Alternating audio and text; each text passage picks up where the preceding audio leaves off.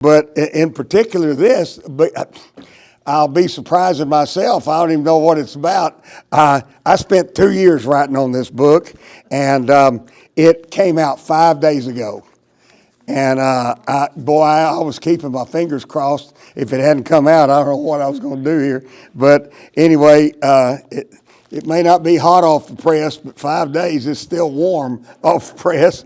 And it is about Miles City, Montana, and I hope that'll be of interest to you. Let me tell you how I got into it. I've been going up to that area for decades, literally. Because the Custer Battlefield's up there. And I was always very interested in it, and I've done some writing about that subject on several occasions. And I had gotten close, and I kept hearing about this great museum they had in Miles City, an hour or so away. And finally, I was working on a book, this one right here. And this was quite some time back. It was 30 years ago. In the mid-'90s, I was working on historic ranches of the Old West. And I had made a big swing out there. I had just seen Teddy Roosevelt's ranch up in what in his day was Dakota Territory. And, whoops, I'm messing up. Okay, but anyway, the next stop was Miles City. And boy, I'll tell you, I went to the museum up there. It's called the Range Riders Museum, and it was as good as they said. And I met the people, and the lady who was running it is still running it today, and she and her husband are stepping back from it this coming year. So I guess my timing was pretty good. After I had my first visit up there in '95. I just spent a day there, and I was in the museum and stuff. And when I left, I was already thinking book. I have since that time written several books about frontier towns that have become pretty important. For instance, Cheyenne, Wyoming was the first one I did, and it was a wonderful experience getting to do that book. And then Caldwell, Kansas, which was the last. Now, by the way, I should mention Cheyenne was called the Holy City of the Cow, and that book is still pretty popular up there. Caldwell, Kansas was the border queen. It was right on the border of Kansas and Oklahoma, and it was the last cow town on the Chisholm Trail, and it was a very violent place. And then there was Lampasas, Texas. It's a place that's close to me, and it too was a gunfighter haven, saloon shootouts and everything in a cow town. And then there was Laramie, Wyoming, and I finished it, and it was supposed to be out by now, but the publisher, he got messed up by COVID is one of his excuses anyway. He piddled around, and he wound up doing this Miles City book before he did the Laramie book. So I've done 5 of those kind of books. And when I decided I was going to do this thing, well, I did as much as I could at long range, and then 2 years ago, I drove up there for a week-long stay.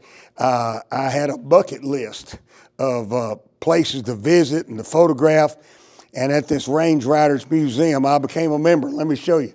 This is that museum. And I went in there and I met Bunny Miller again, the lady who's fixing to retire. And I bought a cap, and that won her over. And I became a member, and a membership I've since renewed. And I went every day I was up there. I went in there, and I had to become a member of the museum also, and as well as I paid a admission fee for the week. And I was in there every day. I couldn't believe how much stuff that I found, and her knowledge was encyclopedic. And boy, when I left for home after that week, I knew that I had a book-length story to tell. I called a publisher named Billy Huckabee, and Billy has published a number of books for me. And I started telling him about Miles City. Well, it turned out he knew all about it. He had been on the PRCA rodeo circuit when he was a young guy.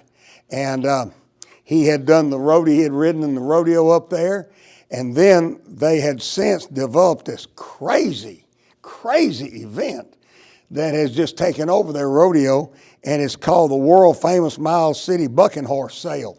I'm not even going to try to describe it. I watched about 20 tapes of it, and I had a hard time describing it in the book.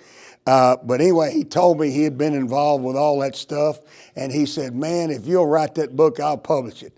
And we, in effect, shook hands over the phone, you know, the way the old-time cattlemen used to do, that lean over in their horses and shake hands, and that'd be the deal. And to this day, that's the only contract I've got from that. I guess I could, if the movies want it. I don't think they do, but anyway. So anyway, I did dedicate this book to Billy because he has accommodated me a number of times, and it may be of interest to you that I guess all of that had quite an experience on, quite an impression on him, because when he got out of the rodeo business, was not really out of it. He still announces it up at Fort Worth, but when he entered publishing field, he named his company the Wild Horse Media Group, and I know he did it after that Miles City thing. It is in a strategic location. It is where the great famous river up there is the Yellowstone. Now north of it is the Missouri, but it's not as wild. The Yellowstone's just crazy.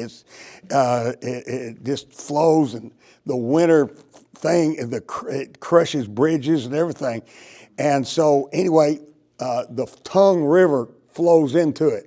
And where the confluence of the Tongue and the Yellowstone is, that became known to the Army in 1806.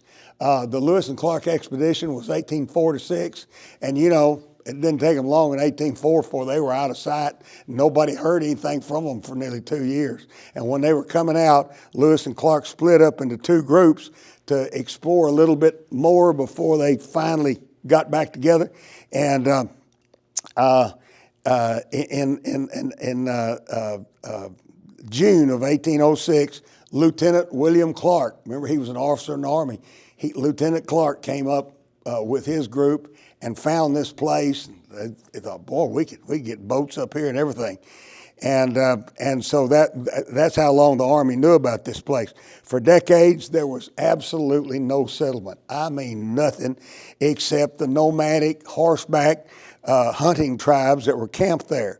And when white men began to probe the area after the Civil War, there were all kinds of rumors about gold in them dire hills, the Black Hills. Tensions developed with the tribes. And so there was this massive Yellowstone expedition of 1873 and 74, and the military part was led by Lieutenant Colonel George Custer and his 7th Cavalry, plus an infantry group. And they twice engaged in combat with large war parties led by Sitting Bull and Crazy Horse and Rain in the Face. And General Phil Sheridan began lobbying for military posts to be built in this empty vicinity. Specifically, he wanted one at this confluence of the Tongue and the Yellowstone rivers. Well, Congress dithered. They were dithering back then like they are today. And specifically, they decided they didn't do much. 3 years later, in 76, the military marched into that area in a convergence of columns. They were gonna get the Indians. There were going to be columns come in, and Custer and his 7th Cavalry were going to drive them into this convergence, and they were going to kind of wipe them out and put them up, run them all on the reservations and everything. And Custer, I don't know. I'm not a Custer fan. Did you know he finished last in his class at West Point? He was dead last. Now, there wasn't but 30 some odd guys, but he was the 30 last one, you know what it was. And he did make a great reputation for himself with all these bold charges during the Civil War. He was, he was very brave, and he had something going for him. And he also married a lovely woman during the war. See, he graduated West Point barely during the Civil War, and he became a boy general. He was wearing 2 stars when he was just 22. or 3 years old, and he married a wonderful gal, and he went out west after the war was over with his 7th Cavalry, and he got into the Battle of the Washita, which is in Oklahoma, barely. It's near the Texas line. And I visited that battlefield for the first time just a couple of years ago.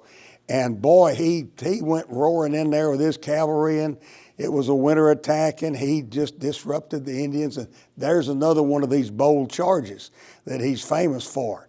So when they're doing this thing in June of 1876, and he's supposed to drive these guys, he wanted to be sure he was there. He wanted to be the one that was there first. And he drove his men, and it was very hot, and his men and his horses were tired, and he did something that military guys aren't supposed to do. He divided his regiment into 4 units.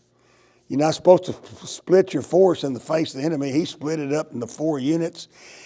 The Indians were camped along the Little Bighorn River. Now, all of this is fairly close to the area that would become Miles City. And they had 7 tribes camped. It was an enormous, there were about 10,000 Indians there. And he sent his second in command with a couple of troops at one end of the Indian encampment, and he took 5 troops, the largest group, up to the north side of them, and he crossed the river, and he attacked, one of those bold attacks, and the Indians got all over him. He had 215 men, and the Indians had 3,000 warriors. And that was just too much. And they just absolutely overwhelmed him. And as his men were falling in every direction, the women and children came out from the camp and got up on a little hill and watched about the last 45 minutes as their warriors wiped out these soldiers. And then the survivors, that was, half of them got wiped out with Custer, 215 men. And then under 2 other officers, they made a circle and they fought off the Indians for about 2 days and won a total of 24 Medals of Honor.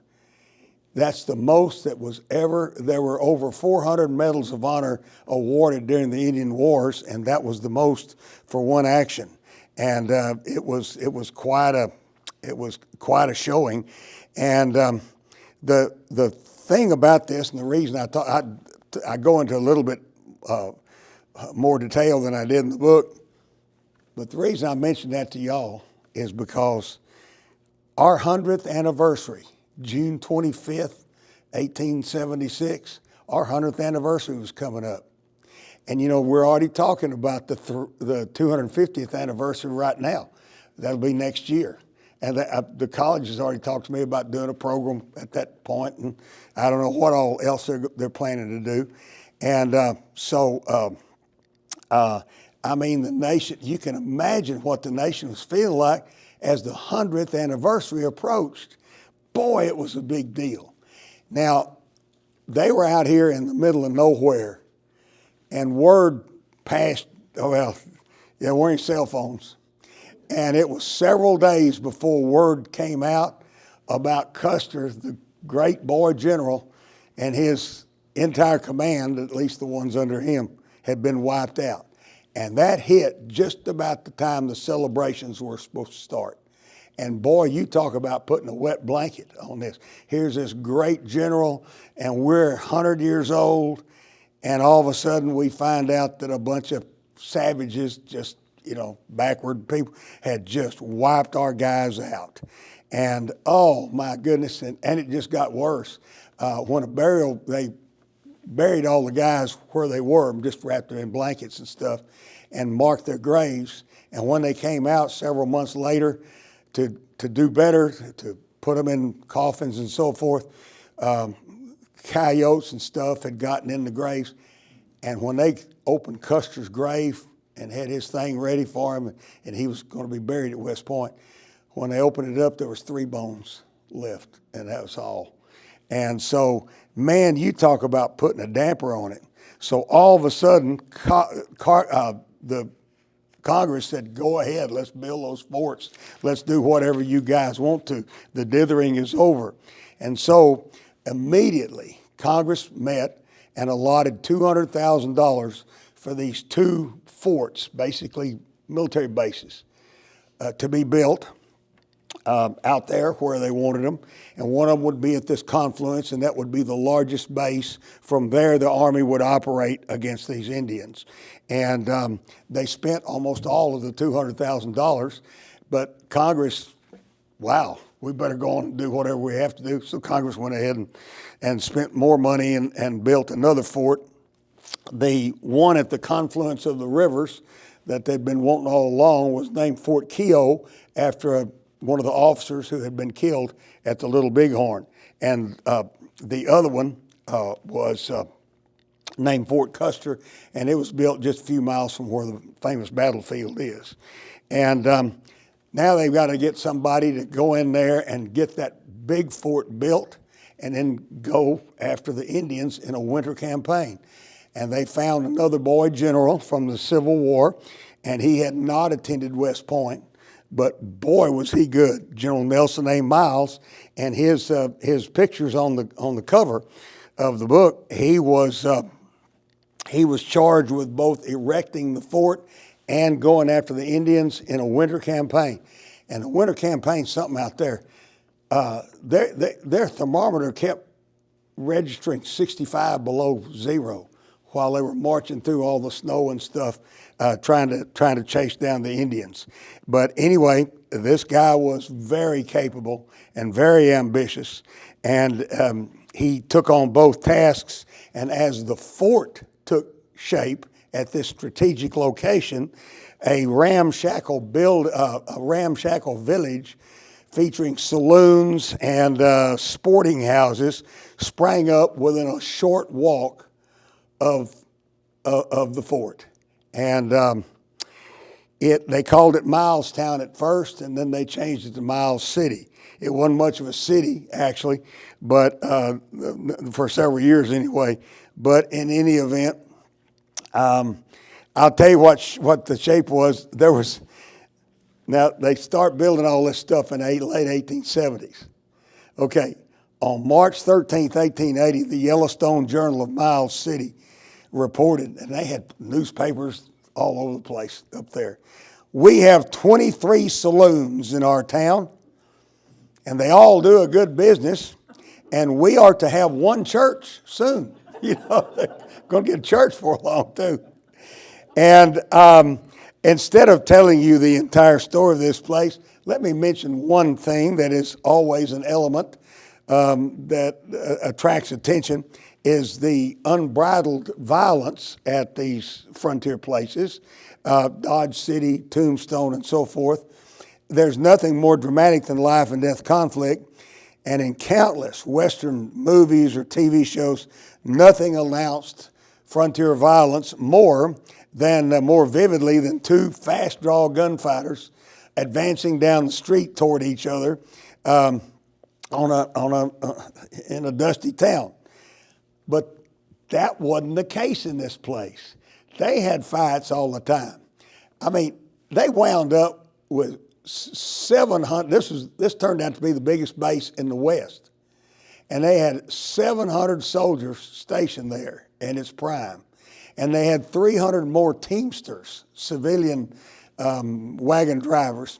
They had about 1,000 men, and almost all these guys were single, and so after a hard day of duty at the fort, they wanted to go sporting around at the plate. And it was just right up there. It was just a 20-minute walk.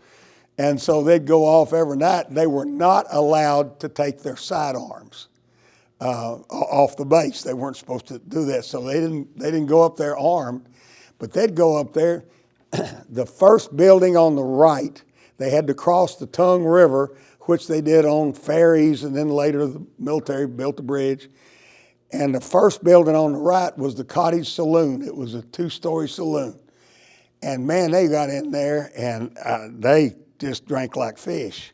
and they also wanted more earthy entertainment as well as that. They just lusted for things, and so consequently, they had a time. Now, the strange thing was privates only made $13 a month. They think they're underpaid today. Boy, I can imagine that.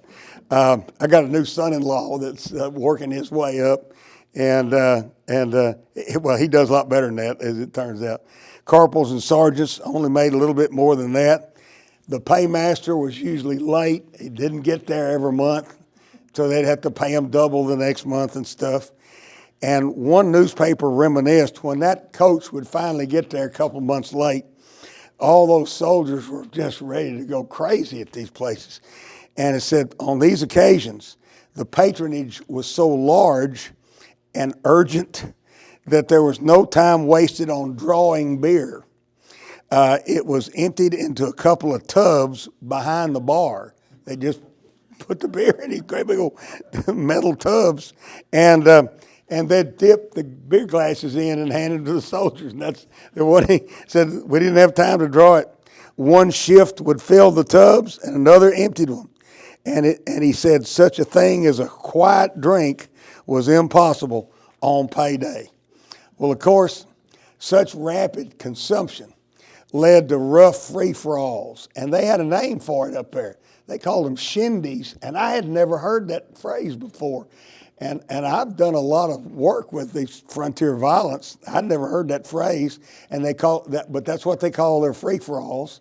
And the soldier participants were called swatties, and so they fought each other, or if there were cowboys in there, they fought them, or if there were bullwhackers or whoever it was, or each other, they fought with fists and boots, and they did it every night. And I'm not kidding about that every night stuff. I kept running across these newspapers, and they'd say, I'll quote another one here in a little bit. But the funny thing was, nobody ever got shot. These guys beat up on each other. It was 1880 before anybody got killed in a shootout. And it was a guy that owned this place, Reese's, his name was Bill Reese, Reese's Dance Hall and Sampling Room. And he was visiting one of the ladies that had a crib behind his place. And there was a doctor there, a physician. He was there visiting her too. And I don't think it was a professional call. Well, it was professional on her part. But so they quarreled over the girl, and then they pulled their pistols, and the good doctor shot him twice in the stomach. And they had to call another doc in to tend him because the other doc had just shot him. And the guy died 2 days later. And the woman's name was Clara Clifton. She moved back to Bismarck, but within 2 years, she was arrested on murder charges after another fatal event. And my thought about her is she was just poison. You know, she was just one of those ladies that, well, whatever. Anyway, so that was in 1880. The next year, the railroad came to town, the Northern Pacific. And it brought a bunch of roughnecks into town. And they didn't really like it. They didn't mind the fighting all the time. They were used to that, but nobody ever got killed. And so there was a guy named Bill Rigney, and he was a known saloon denizen, and he had a buddy with him, and they had an all-nighter. They had been drinking all night long, and they were drunk and staggering around down the street, and here was this family home, and these people were having breakfast, and these guys went into their kitchen and started cussing and making lewd remarks to the woman of the house and her little girl. And there was a leading citizen named Charlie Brown. And Charlie Brown, who owned his own saloon and all that, but he loved this town. He really was, and he was one of the main urban pioneers of this town. And this guy saw what was going on, and there was a handle from a pickaxe sitting right there in the yard or something, and he got this, and he walked in there, and he knocked that Bill Rigney senseless. They had to carry him to jail. The guy was totally out of it. At midnight, a lynch mob came. They're not going to let this kind of stuff go on. They don't want their town to become Dodge City. And so they carried him to the railroad trestle over the Tongue River and hung him. But the word was that he was already dead. That when the guy hit him with that thing, that he killed him. Well, nobody wanted good old Charlie Brown to get in trouble. And so they took him out and hung him. And so that was the only lynching that town ever had. And vigilantes right then and there that night formed a protective league and began notifying undesirables to leave town. Well, there was an undesirable leader named John Chinnick and his wife who ran a saloon where the so-called toughs hung out. And if they wouldn't hang out at the saloon, they hung out at their house, which was on the edge of town. And Chinnick decided that he had to fight for his property and position and so forth. So he started strapping on a 6-gun. And his wife didn't want him to do that. And she started kind of wrestling with him. And those old 6-guns you see in Westerns had no safeties on them. There just wasn't a safety built in. And they were fooling around with that gun, and it went off, and it shot him in the stomach. And he lingered for 4 weeks. And he finally died, and he was 33 years old. And all the toughs said, golly, they just lynched one of our guys, and now then, they let another one just die on us. And they quit, and that was about it. That was about all. And I my first book was Encyclopedia of Western Gunfighters. I enjoy writing about all this violence. Well, there wasn't much to write about here, unless you just wanted to write about a fight every night. And cowboys loved riding into town and hooping it up and firing their guns in the air. And all of a sudden, that wasn't very popular anymore. And they started leaving their gun rigs in the livery stables. And nobody stole them or anything like that. They just went straight to saloons. They did have 2 or 3 variety theaters, they called them. And the way those things were designed, let us say that the stage is over here, and then around the thing they had people sitting there.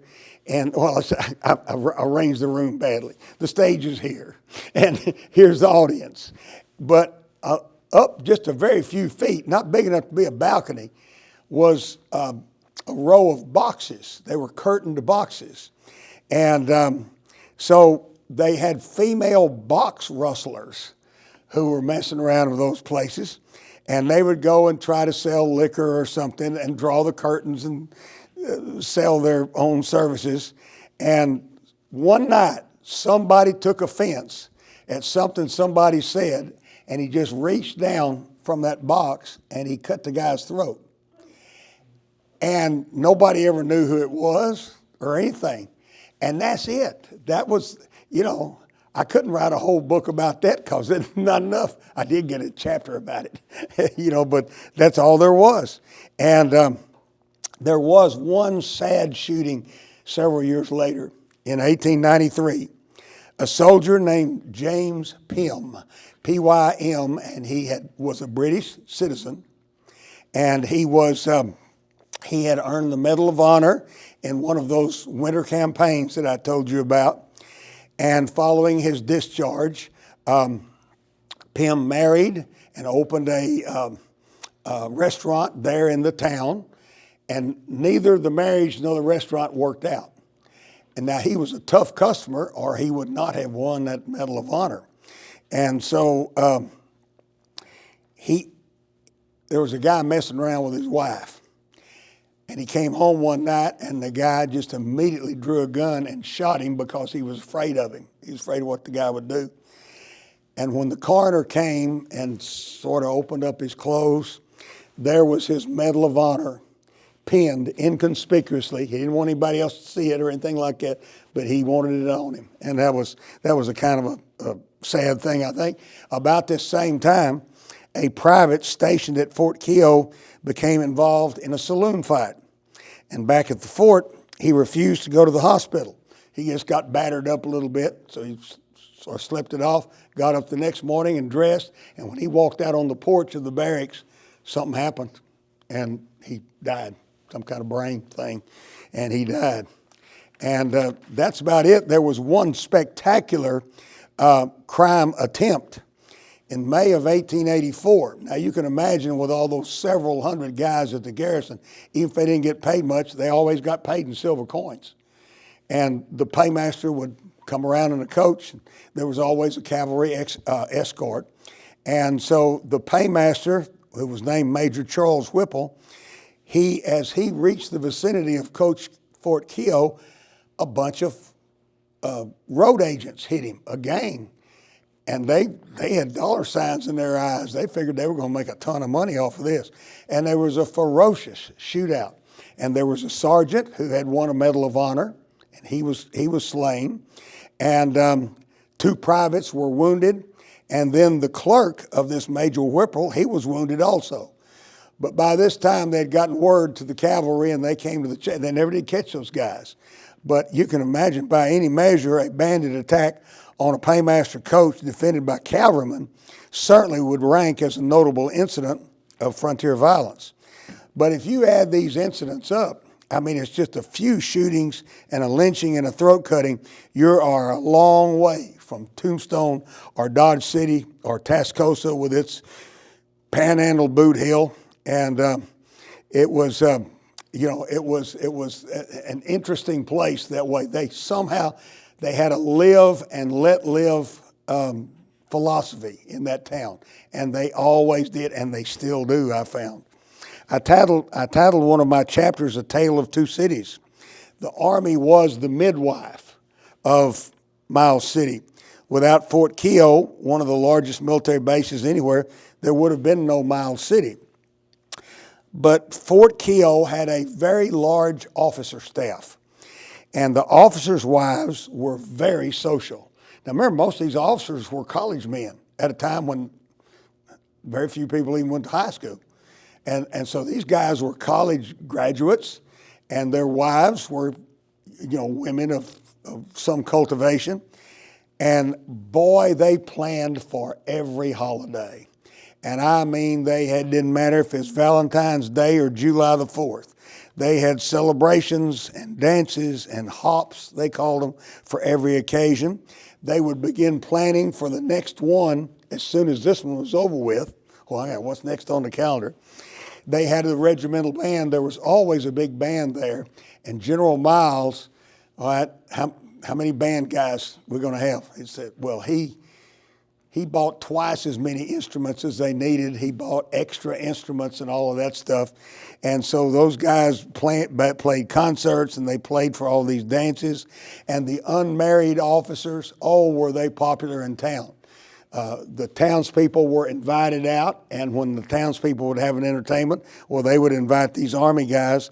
And the bachelor officers in their dress uniforms with white gloves and so forth, oh man, they were a huge hit.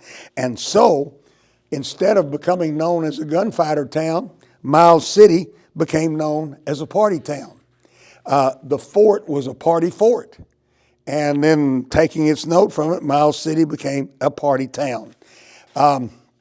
One early resident described Miles City as a man's town.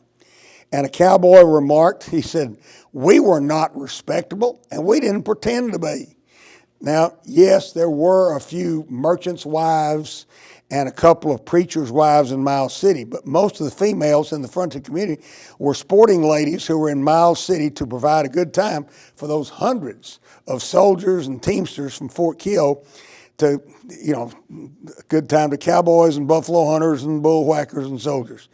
And these sporting ladies were regularly referred to in the Miles City newspapers as members of the demi-monde.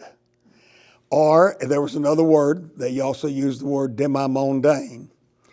And I had seen the word occasionally, but as I was going through the newspapers of this town, it's in every paper. And they're talking about the demi-monde.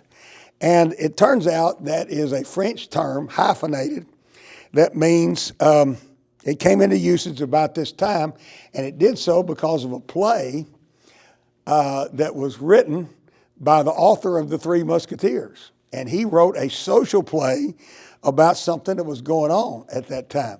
Now, I'll wager that some of you are fans of some of those wonderful musicals that they had during the 1950s at the movies.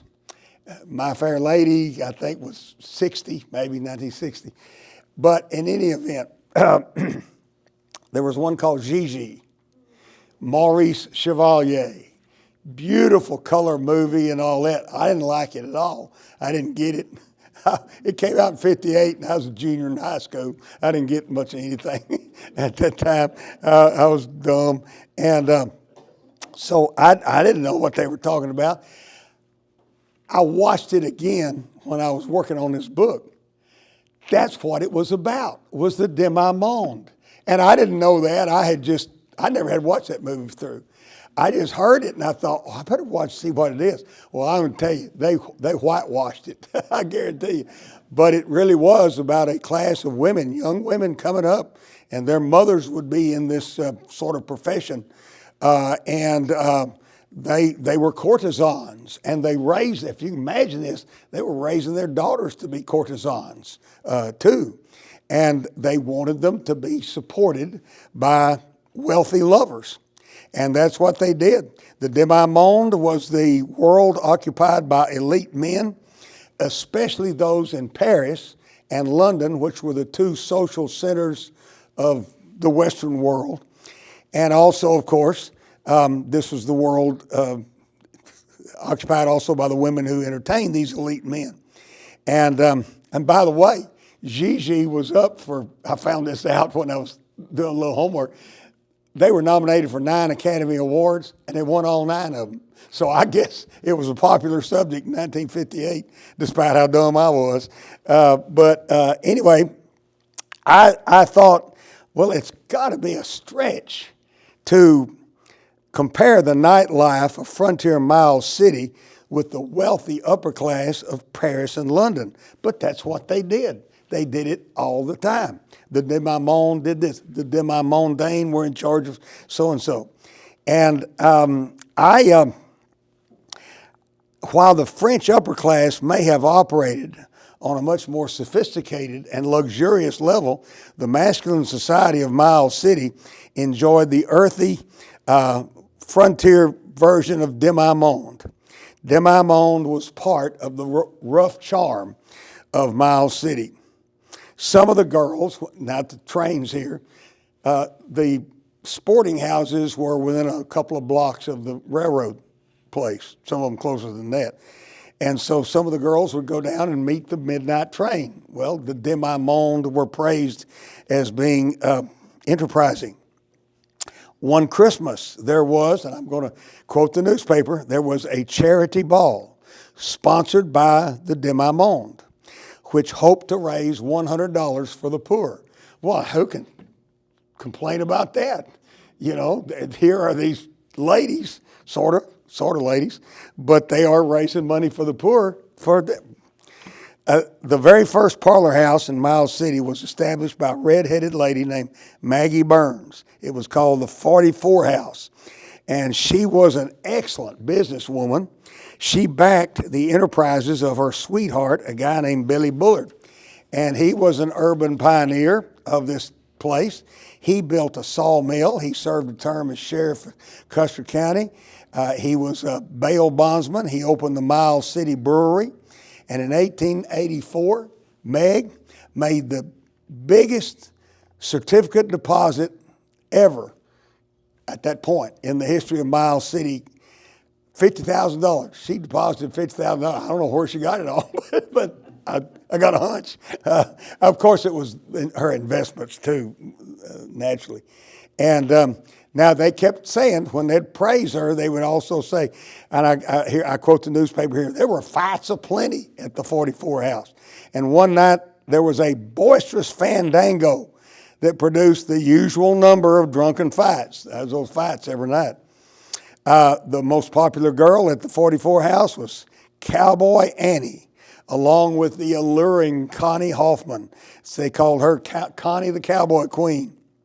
Connie the Cowboy Queen became the mistress of a British cattleman. There was a lot of that, a lot of those English guys came over to get in on the beef bonanza, and his name was Sid Paget.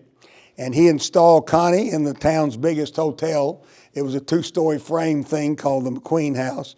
And he stabled his horses nearby at Charlie Brown's livery stable. And he provided Connie with her own racing silks.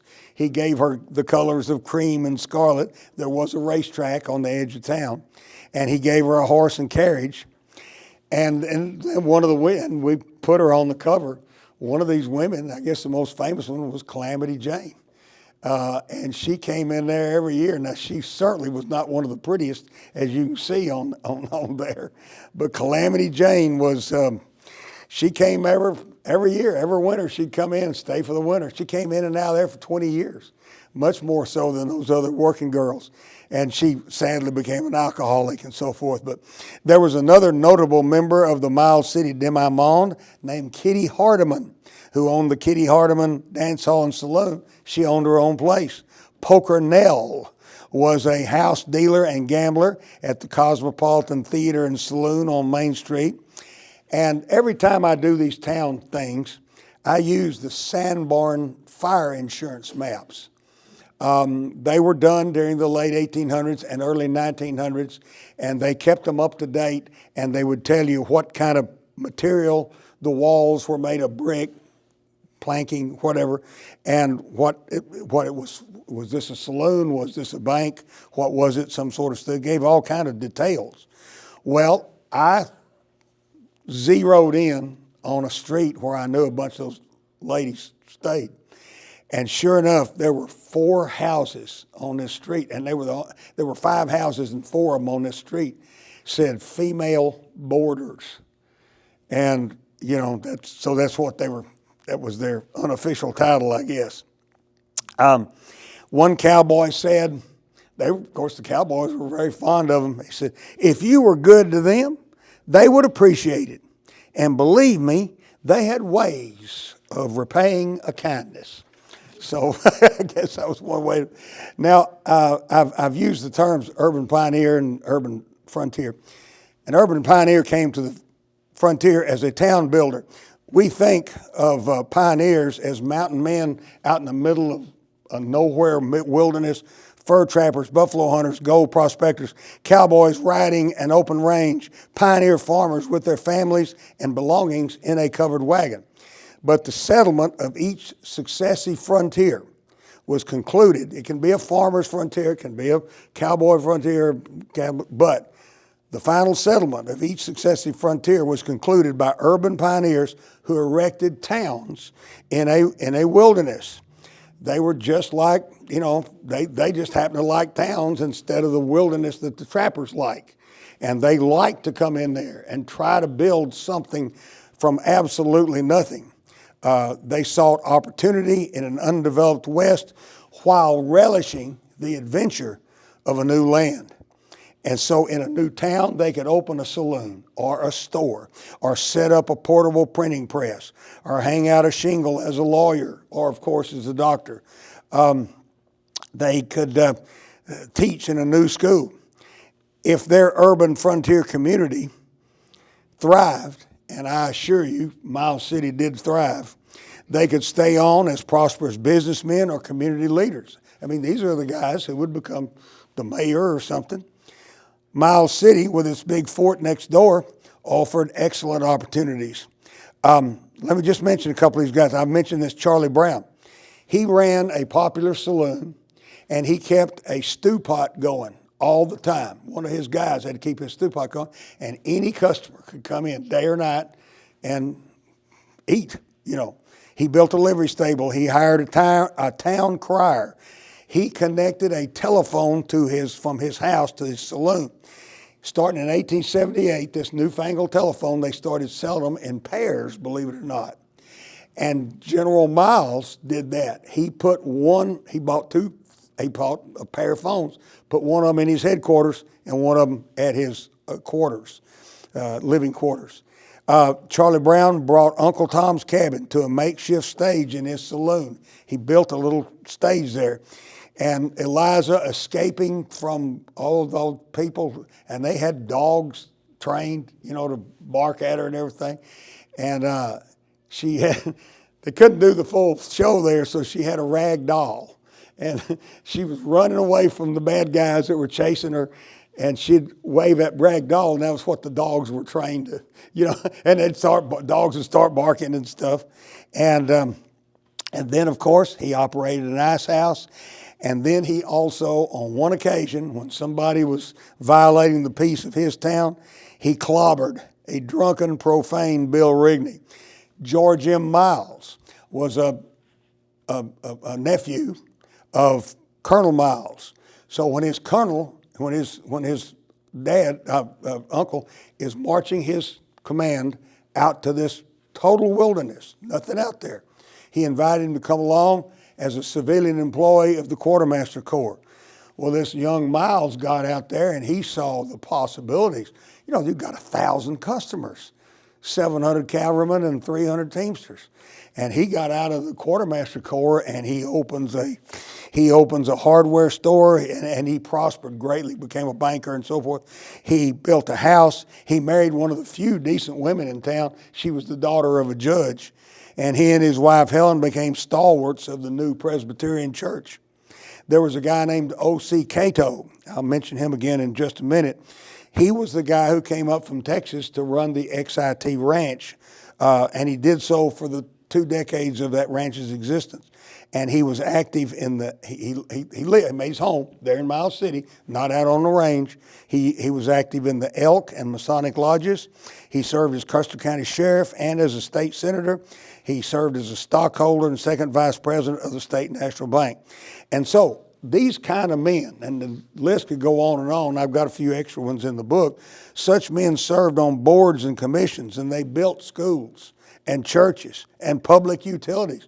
You wouldn't believe how fast they tried out various forms of electricity and plumbing and so forth, because they had all those officers, and everybody graduates from West Point got an engineering degree. So they had all these guys that really knew what they were doing, and they would let them invest. And their wives formed clubs, conducted fairs in support of churches and other local causes. These were the urban pioneers. A quick word about the transportation frontier. It's on prominent display there at both Miles City and Fort Keogh. Explorers in that area who were first there, they saw dugout canoes fashioned by Native Americans from cottonwood trees. Well, these explorers used flatboats propelled by oars, and now you're up to the Lewis and Clark guys, and those things were about 70 feet long, and they could carry 10 tons of cargo.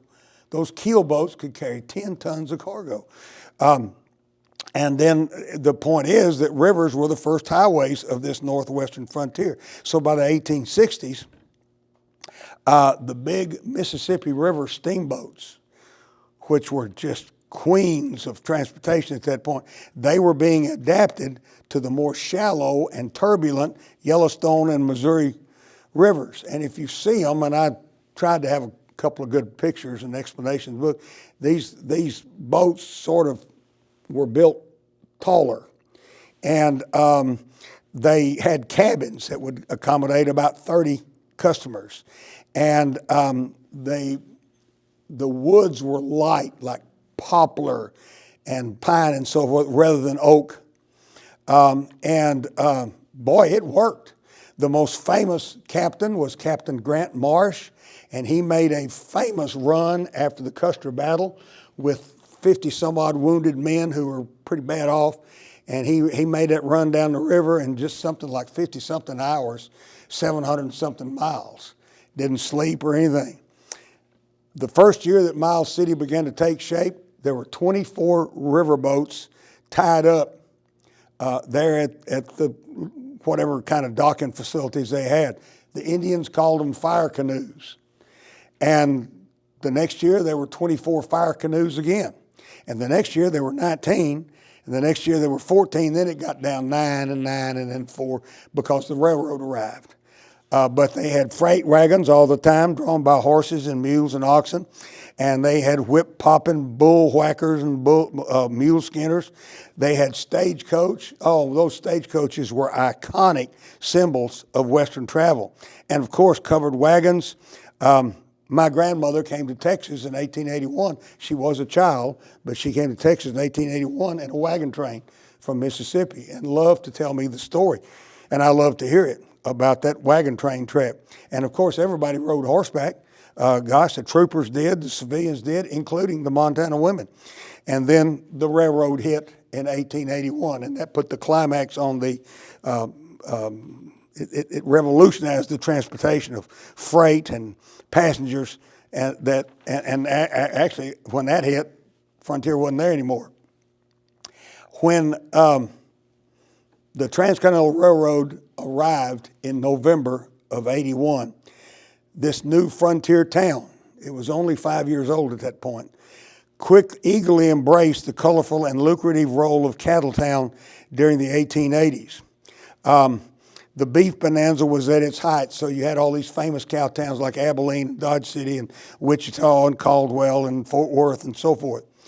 And now, joining this prosperous thing with all these cattlemen, the beef bonanza, well, here came Miles City. And if you'll imagine the shape of Montana, it is basically rectangular, and the western part of Montana is all mountains and hills and stuff, and deep valleys, and they had modest ranching enterprises so that the cattle could take shelter during the winter in those deep valleys and stuff. So they never did have much in the way of a ranching history. And then all of a sudden, when that railroad hit, they started driving cattle up from Texas. And here is the Texas part of the story, for sure. The U.S. Department of Agriculture estimated, now the eastern part of Montana is just grassland. It's a beautiful plains, but it was vacant except for buffalo, and buffalo hunters recently had killed off all the buffalo. And so consequently, the U.S. Department of Agriculture estimated that by 1883, within just 3 years, 600,000 head of cattle had been driven in there from the south. 600,000 head were all over eastern Montana. Cattle drives had shifted the center of Montana's cow country to sprawling Custer County. And one Texas drover remembered this. He said in 1883, and he wrote it, in 1883, all the cattle in the world seemed to be coming up from Texas. On the trail, we were hardly ever out of sight of a herd, and they would just stay, pretty much inside. He had to go hunting stray horses one day, and he rode up the top of this hill after these horses, and he said, and I'll quote him, "I could see 7 herds behind us. And I knew that there were 8 herds already ahead of us. And when I looked across the river, and it was the Tongue River, when I looked across the river, I could see the dust from 13 more herds." Well, think about that. That's almost 30 herds right there within sight of one guy. Young cowboys wanted to come up here because they were adventurous. It's part of why they were cowboys. And so they wanted to come up here and see the Yellowstone. That was the main thing. And the funny thing was, when they came to Miles City, they'd have to drive their herd across this raging torrent of a river. And everybody come out from town to watch. And here would come all these cows and all these cowboys trying to get them across this raging river. And what they were doing was getting to see a free rodeo, a water rodeo, if you will. But it was the adventure of the thing. And the urban pioneers of Miles City built this fine stockyard near the railroad. And so this same cowboy said Miles City had the best stockyard. The nutritious grasses made Montana a superb finishing range for Texas cattle. And so established ranches in Texas and other points south began using Montana and Wyoming. Wyoming was part of this, but they used them as finishing ranges. They'd get their cows about 3 years old and get them up here and try to double winter them. And in many cases, they would actually double the size of their cattle on these finishing ranges. And the most notable thing of all, and it was the thing I ran across way back in 1995 when I first researched this kind of thing up there, the biggest ranch anywhere was the 3 million acre XIT in the Texas Panhandle. The XIT was enclosed by 6,000 miles of barbed wire. If you can imagine that tough, that's enough to go around the world a couple of times. 6,000 miles of barbed wire. They had a lot of divisions. It took 300 carloads of materials. The company purchased this at a cost of $181,000. There were 5 carloads. Well, let me put it this way. There was 1 full carload of hinges for the gates. How many gates you would have with all those, I don't know. They had 8 or 9 divisions, but they were each division was divided. I used to work at feed and seed store for a long time until I graduated from college, and we would occasionally have to unload a railroad car, and they would usually put 800 sacks of seed on a railroad car. And my God Almighty, we'd have to work all day long, to get that doggone thing unloaded. I started thinking about how many sets of hinges you could put in a railroad car. And they did the same. They had another car that brought in staples, just wire staples. Unbelievable. At its height, the XIT maintained herds totaling 125,000 to 150,000 head, right there in the Texas Panhandle. And so now they've got this idea that, we can do even better if we start driving herds to finish up in Wyoming and Montana, and there's nothing in Montana right now. Well, golly, we can do even better. And that's what they started doing. And in 1890, the XIT from Texas began sending 5 herds up a year. They were generally about 2,500 steers, and they would drive them with 8 cowboys, 1 trail boss, a horse wrangler, and a cook, an 11-man crew. So they had 5 11-man crews, and they paid them extra to do it. Well, the cowboys wanted to do it anyway, but the cowboys got $25 a month, but they got $35 a month to do this. And it would take them 3 months to go 850 miles, and here they came, 1 herd after another from Texas. There's much more to say about this. I'm not going to do it, but you get the idea. They hired a guy named, I mentioned his name already, an expert cattleman named O.C. Cato. He had become a trail boss when he was a teenager. And one guy who admired him very much, who worked with him, said he could very near tell the color of a cow by looking at her track. If he looked at, he wasn't quite that good, but anyway, he was employed to run the XIT in Montana, and that's what he did for the 20 years. Most years, they had about 65,000 head up there. Remember how many they still had in Texas? They leased 2 million acres north of Miles City. 2 million acres. They had 3 million that they owned in Texas. And that's 5 million acres, of course. And O.C. built his home there in Miles City because he had a family. He had 3 daughters and a son. And he built his home on a place called the Carriage District. It's on Pleasant Street. And he ran that place for 20 years. That's how long. And during that time, as I mentioned, he became a very busy citizen about the town, sheriff, state legislator, elks, and so forth. And it was a legend. It is the legendary Montana Ranch. I found that out the first time I went up there. They were just slobbering when they found out that I was from Texas. That's where the XIT was. Well, I live 500 miles from the XIT, but anyway, they thought it was a big deal. And they had again, it's just incredible what they did with this. By the way, O.C. died just a few years after that enterprise ended. He went ahead and went in business for himself up there, but sadly he passed away. His son also had died as a teenager of a bad heart, and O.C. had a bad heart also. So there was a granddaughter, Mary Cato Swain. She was raised just a few houses down from them. And she was the only child of one of their daughters. And she went to Miles City High School. And she went off to a New York finishing school. But that wasn't good enough. She wanted to be back in Montana. She came back to Montana. All the men folk died, and she took over the ranching enterprises. They still own 2 large ranches. And she lived to be nearly 100 years old. And she ran those ranches the rest of her life. And she married a guy, and they went off on these dancing holidays all the time. And she was also a stalwart of the Presbyterian Church. And of course, all of these Texas cowboys, I won't go into this much, but they spread the Texas cowboy culture like crazy up there. You know the Smokey the Bear hat with the peaked top? Well, the Montana people wore the Montana peak. So some of the Texas guys started doing that. But you know what kind of hat we wore, and that was those Hoss Cartwright hats. The 10-gallon hat that a horse could actually graze out of that and so forth.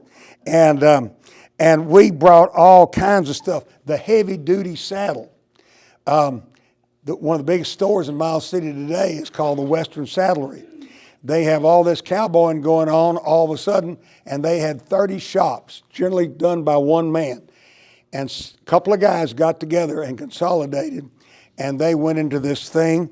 And in 1 year, they produced 1,937 saddles. And they are still one of the biggest stores in the place, because that's, if you want Western wear or something, that's where you go. And then another thing, people forget this. There was a very early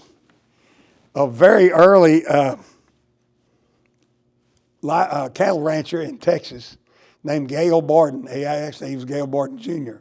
And I won't go into how it was but he was very innovative, very inventive, and he liked to tinker around and stuff. And he had these livestock, and he fooled around. And one of the things he produced was condensed milk. And that was a heck of a thing indeed, major invention. And the cowboys cowboys called it canned cow. And they had a ditty. They said, look, no tits to pull, no hay to pitch, just punch a hole in the son of a gun. So all of that and much more, all that and much more, part of the cowboy culture.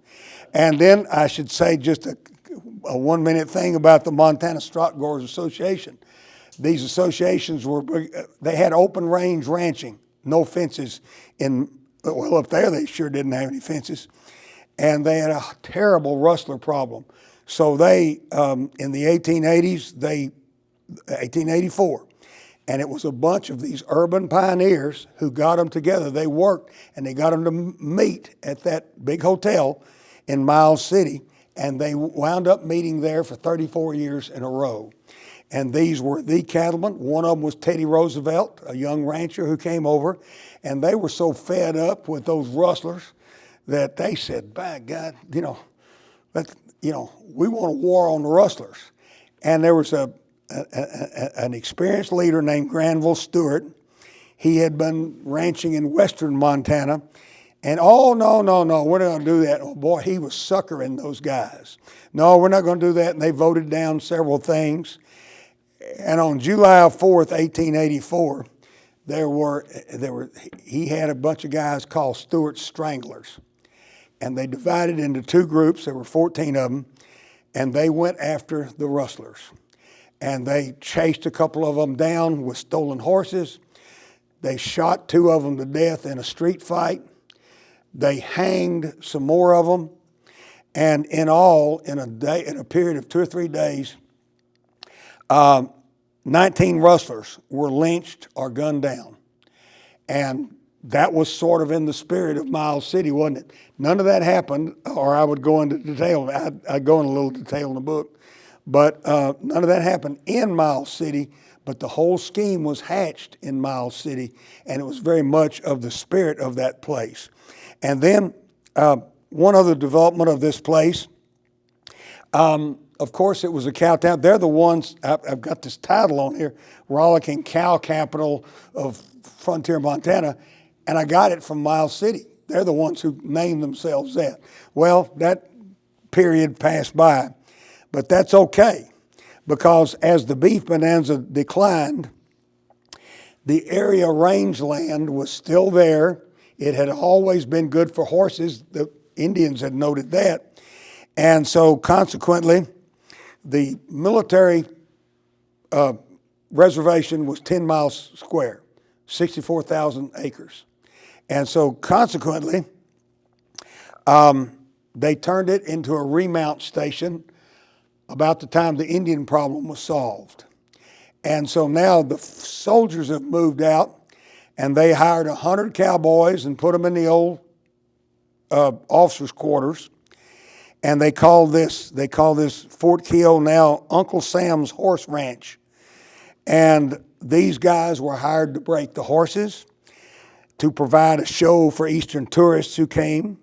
They were just cow punchers and wranglers. And from 1910 to 1918, the Fort Keogh Remount Depot processed over 100,000 horses for the U.S. Army, and the Allies did about the same thing. They were all using the same thing. Of course, World War I is on. It ended in 1918. And then after that, by the 20s, they figured out, the new machines of war, war is going to be mechanized. There'll be tanks and trucks and airplanes. So the remount thing was converted to a U.S. Department of Agriculture facility. But did you know that the U.S. government spent $20 million in Miles City during that period for the remount stuff, and the Allies did the same thing? And so this is still a cowboy town. And about the time they think it's going to die, the CBC comes along. And the CBC was the Chapel Brothers Corporation. There were three brothers who, during World War I, they developed the world's largest horse meat packing plant at a place in Illinois. And in fact, these guys introduced kennel ration in 1922. And so they continued this thing, and one of the brothers took a trip through Montana, and he could see all of these horses just grazing wild out there. And so they established corporate offices in Miles City, and they estimated that there were about 60,000 horses grazing on their 1 million some odd acres. And so cowboys were hired seasonally, but during a so many month period, they made as much as $45 a month. Bear in mind, this is the Great Depression. And these guys have great jobs. They work themselves to death 7 days a week. But it was halted finally, and CBC sold out to Quaker Oats.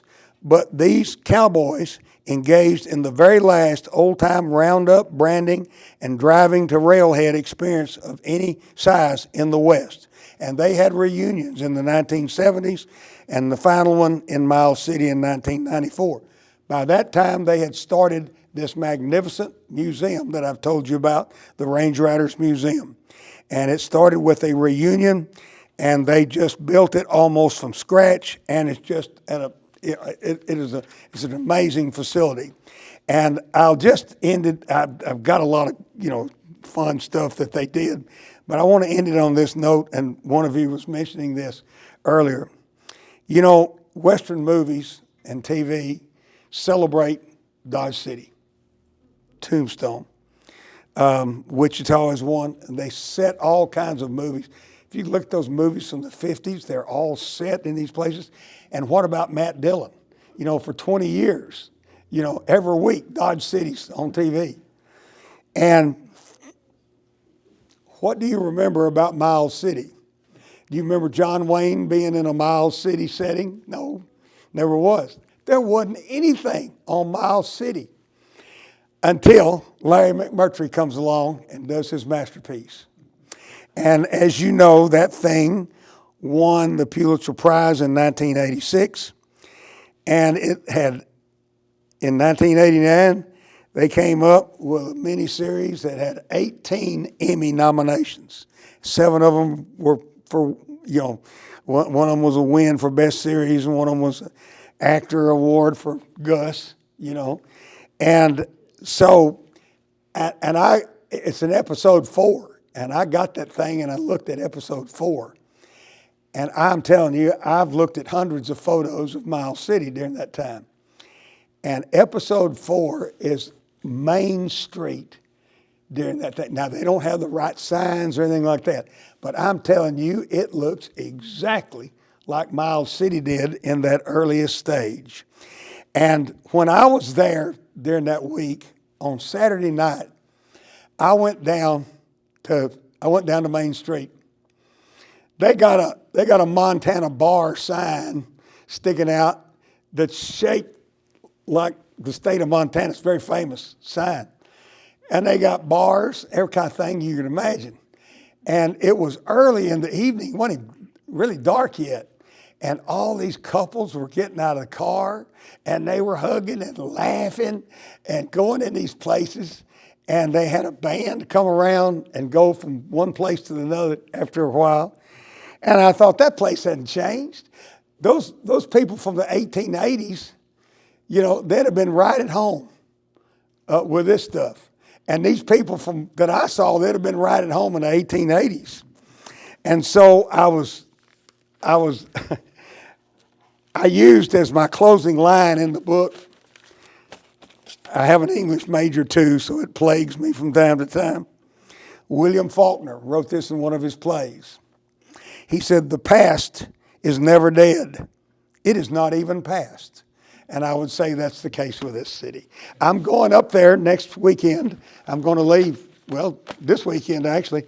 I'm going to fly up there on Sunday, and I've got programs in Miles City at the state's oldest Carnegie Library, and I've got a program at that Range Riders Museum, and I'll be up there for about 3.5 days, and I'll get into a bunch of other stuff.